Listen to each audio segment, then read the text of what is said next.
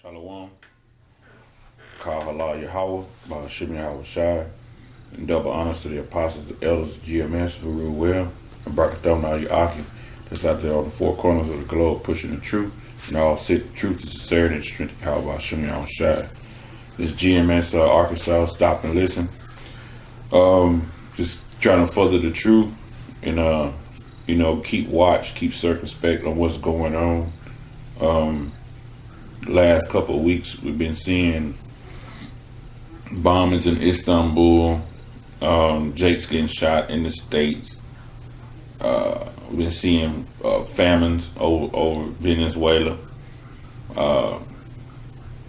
separation from England separating from the BRICS. A lot of different things, man. All this is leading up, to Yahweh Shai's return, man. And one thing I was looking at yesterday, you had the what they call a terror attack. The guy that ran over all those people with the truck in France at the fireworks display. One thing I look for when I see stuff like that, is the response of the presidents or whatever. But at this particular time of the year, if you notice, it happened yesterday. You haven't heard Obama speak on it, right? And this is July 15th, remember that. And you haven't heard the France president speak on it. And you had Hillary say something about it, but you didn't hear Obama say nothing about it. And I've been watching the news like all day, and France president has said nothing about it.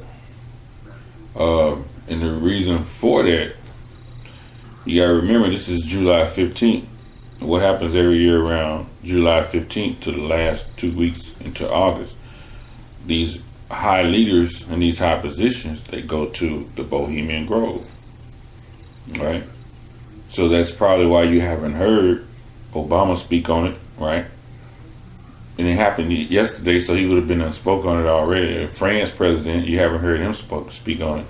So right now is the time that they're slated to be at the Bohemian Grove, man, where they can, all those leaders get together, and they get together and with counsel and plot and devise plans and sacrifice unto Molech, man. That's probably why you haven't seen them speak on it, right? So with that said, I'm going to read Psalms 83:2.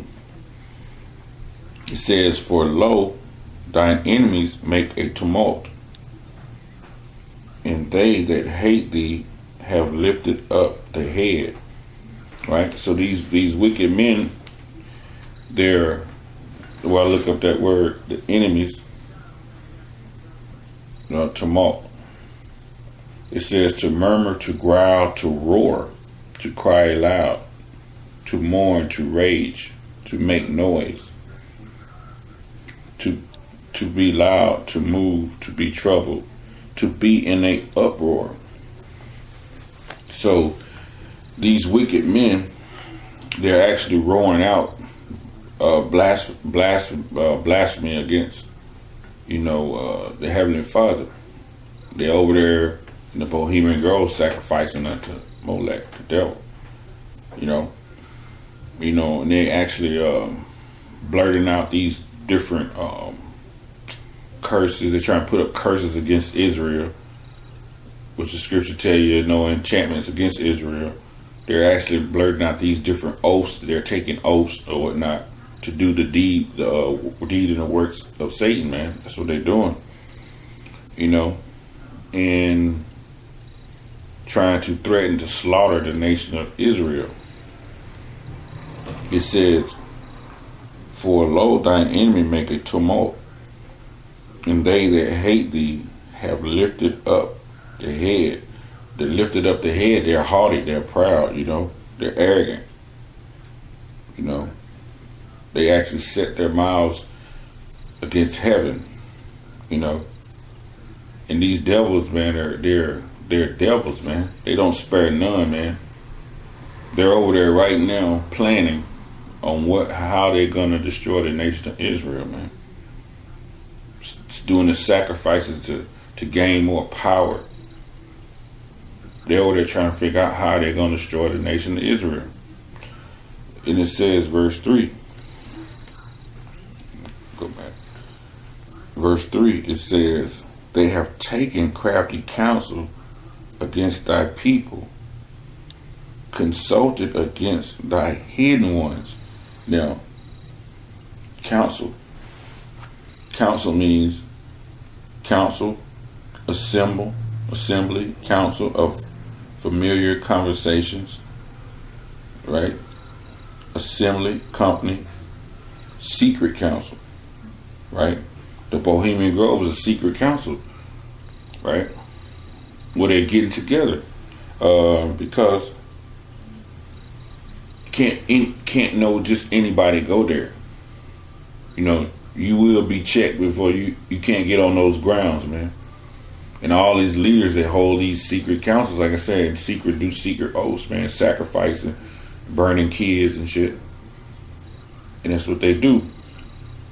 You know, it says, they have taken crafty counsel against thy people.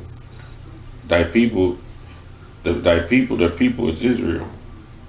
You know, that's who they're aiming to destroy, to bring the slaughter on the nation of Israel. But 2/3 of our people don't see that. 2/3 of our people, you want Esau to make amends with you for slavery and you want reparations, and just please, Mr. Esau, quit killing us, accept us, and hold hand in hand with us. Man, these devils are plotting to kill you, man. Until you scoffers out there who always come against the men of the Lord, always got something to say, right? Just because you coming against us on these comment boards or whatnot, that don't mean Esau ain't gonna kill you. He gonna kill you too. You don't get no pass from Esau just because you coming against us. He gonna kill you too. You know? It says, they have taken crafty counsel against thy people and consulted against thy hidden ones. They have devised plans against the hidden ones. The elect, man. They're getting ready to come against the elect men. The men you see out there that's on the highways and byways, out there making themselves a living sacrifice for the Lord. These people are taking crafty counsel on how they're going to first come against us, and then you, 2/3, man. They're going to get you too. You know, you on the list, they know they got you, but they trying to figure out mainly how they're going to get the elect. You know? And it says, verse 4, they have said, come and let us cut them off from being a nation. They want to annihilate us, man. They want to destroy us from being a nation, man. It said that's always been their plan, right? That's always been Esau's plan since way back. It says, come, let us cut them off from being a nation, right? Like I said, it's always been their plan going way back. Let me read one for you. Even back here, let me get this in the book. Let me show you it goes. We can go back to the book of Esther. Show you the 3rd chapter. With Haman. Haman had a high position in the court, and he didn't like the Jews. He was a hater of the Jews. And Mordecai didn't pay him no kind of respect, right? He wouldn't bow down to Haman, and Haman didn't like Mordecai, so Haman really wanted to get rid of the Jews, man. And same way that they take crafty counsel now. That spirit of Haman is probably in the spirit of one of these Edomites that's over there in the Bohemian Grove right now. And let me read that. It says, this is Esther 3. Let's start at 8. I'm just gonna read through it to the end.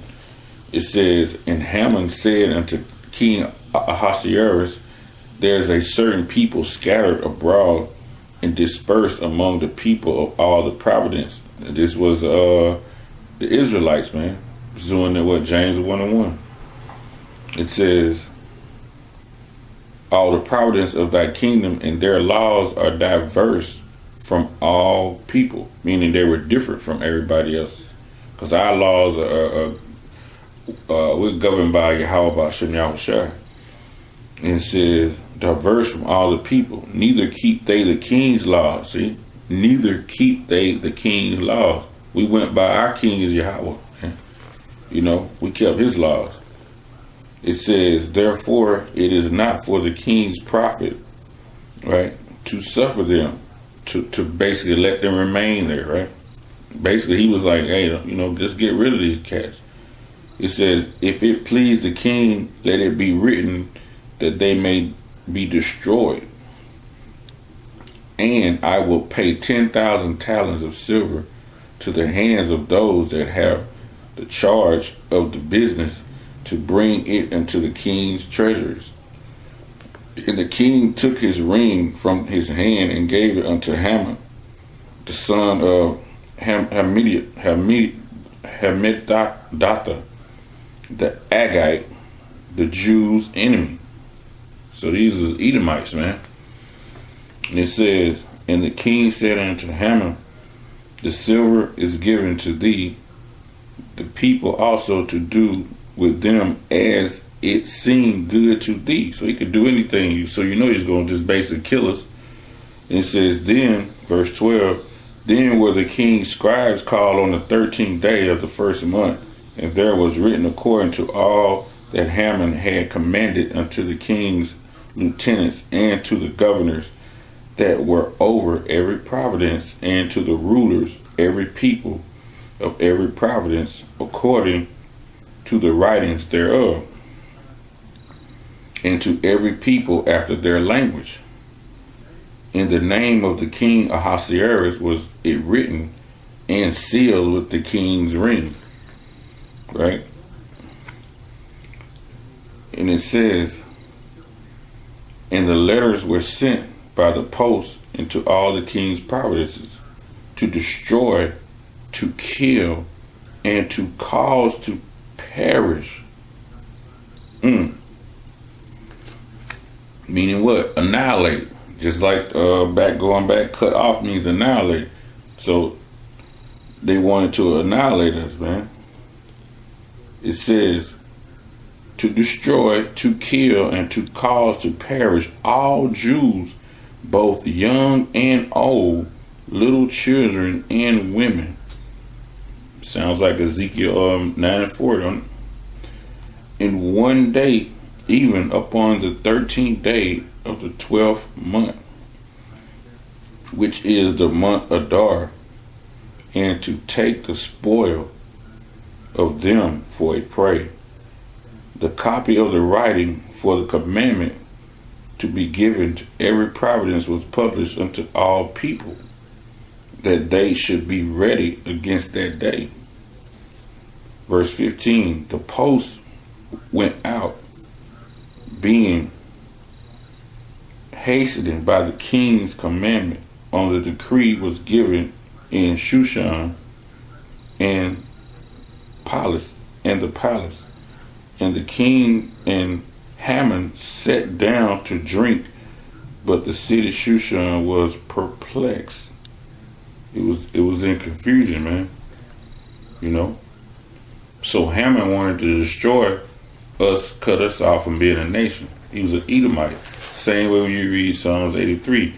These Edomites right now are trying to cut you off from being a nation.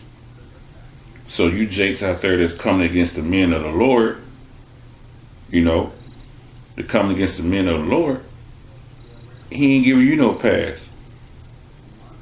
Now I'm looking at the news right now. This is spirit. Just as I spoke on the news right now, they got Obama on right now. And look how long it took for him to say something. See, they got the props behind him with the curtains, with the flag. Got a suit on him. Man, he probably not even in nowhere near Washington, D.C., man. He probably in the Bohemian Grove that set up. You know.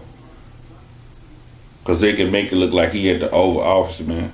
But he just come on, man, just now. You know.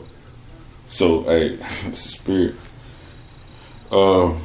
Back in Psalms 83 and 4, it says, they said, come, let us cut them off of being a nation, that the name of Israel may be no more in remembrance. The name, the reputation, the fame of Israel, our honor, our authority, will be no more mentioned, right? But is that going to happen? Let's see. Let's read Jeremiah. Can they pull this off, right? Because they tried to pull it off with Jeremiah too. They tried to pull it off with Jeremiah too. I read that in Jeremiah 11:19. It says, but I was like a lamb or an ox that is brought to the slaughter. And I know this was a conspiracy against Jeremiah. It says 11:19, but I was like a lamb or an ox that is brought to the slaughter, and I knew not that they had devised devices, right, plots against me, saying, let us destroy the tree of the fruit thereof, and let us cut off from the land of the living, that his name may be in no more remembrance. So Anathoth tried to cut Jeremiah out, man, because Jeremiah was a prophet. He brought them prophecies, man. He brought that bad news, man. You know, he brought the news of Yahweh by Shem Yahushua, man. You know, they was scared when they saw him coming. So they plotted against him, just like they plot against us right now today, man, 2016, for pushing this truth, man. They plot against us to destroy us also. So, you know, can they make it happen? Can they make it no more remembrance? Well, let's see. Let's see what the prophets say. This is Jeremiah 31 and 35. It says, thus saith the Lord Yahweh, which giveth the sun for a light by day, and the ordinance of the moon and the stars for the light by night, which divide the sea when the waves thereof roar. The Lord Yahweh of hosts is his name. If those ordinances depart from before me, saith Yahweh, then the seed of Israel shall cease from being a nation before me forever. So are those ordinances depart? No, the sun's still shining. It's shining right now. The moon was out last night, and the stars was out. Those ordinances haven't departed. So is Esau going to be able to destroy Israel and no more remembrance? No. These are prophecies, man. You know, he's going on the left hand side. The Lord is going to allow him to destroy 2/3 of our people. Right, for not turning back to the Lord, he will be able to have his part in doing that. But ultimately, no, he's not going to be able to destroy the nation of Israel. The Lord has a remnant, man, an elect and a remnant. Will Esau be destroyed one day forever? Correct. Pursuing the Obadiah, we're going to get rid of you one day. That's what's going to happen. You know. Let's see. Verse 5, Psalms 83 and 5, and it says, for they have consulted together with one consent, they are all confederate against thee. They are all in alliance, man. They made a covenant, right? Together, you know. They've united to come against God's people, the Lord Yahweh and his people, you know. Because they're gonna bring martial law. They're gonna try to bring the chip. They're going to destroy the Lord's people who he's slaughtered to be destroyed. And ultimately, his pride and his haughtiness that he has within himself, he's going to try to upset the prophets and fight against Yahweh Shah when he comes back. That's how proud this devil is, man. You know? Because Esau, tell you, Esau's so proud. See, Esau, he could disagree. Esau can disagree with Esau all day long. They not get along, hate each other, but they will come together on one common ground to what? To destroy your ass, the Negroes, Latinos, and the Native Americans. Esau come together, man, to destroy you, man. He will do that, you know. But for one, it says in Proverbs, I get it, all that they doing, it's not going to work. Read Proverbs. Because all that counsel that they taking, there's no counsel against Yahweh Hashem Yahushua, man. This is Proverbs 21:30. There is no wisdom, nor understanding, nor counsel against the Lord Yahweh. And it's plain. You can't take up counsel against him, man. That's him playing a trick on y'all mind. Right? He's giving you power on the left-hand side to do everything you've done so far, and you become proud. Like it's not him that gave you that power to do what you're doing on the left-hand side. And you're going to be destroyed, Esau. It says, verse 5, Psalms 83:5, for they have consulted together in one consent. They are all confederates against thee.